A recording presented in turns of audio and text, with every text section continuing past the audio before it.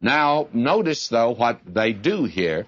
And he took him by the right hand and lifted him up, and immediately his feet and ankle bones received strength.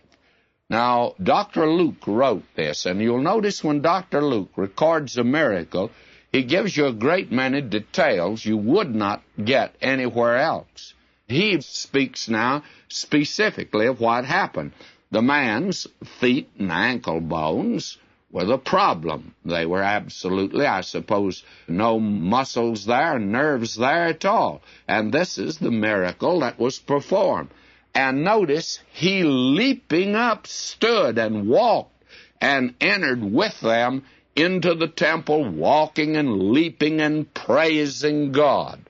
Now, friends, don't miss this word leaping that has occurred here now for 2 times in one verse, because we're going to find something quite interesting in this chapter, and that is, you'll find that Peter's going to offer the kingdom to the nation again, because right now, friends, the church is 100% Israel. There are none from the outside that are Gentiles. The church began at Jerusalem. It is to go to the ends of the earth. Now, this is the Jerusalem period.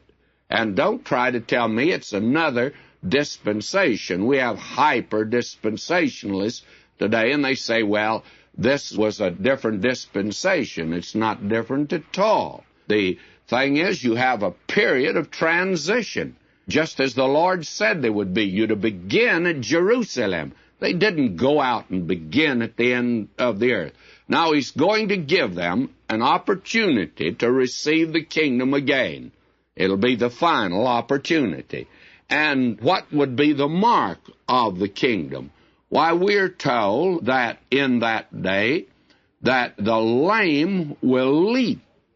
Now, if you go over to the 35th chapter of Isaiah, you find a picture of the millennium of the kingdom, and the desert will blossom as the rose. And verse 6 of Isaiah 35 says, "Then shall the lame man leap as a hart." This is no accident, that this is the miracle, and that this man leaped. Why, every instructed Israelite going up to the temple there that day, they marveled at this. They knew this could be actually the beginning of the kingdom. It could well be.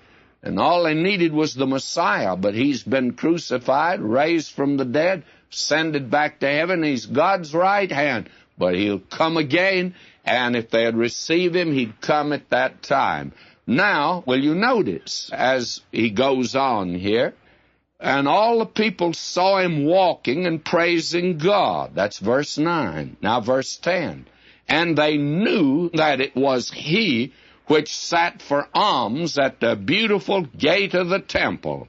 They recognized the man, and they were filled with wonder and amazement at that which had happened unto him.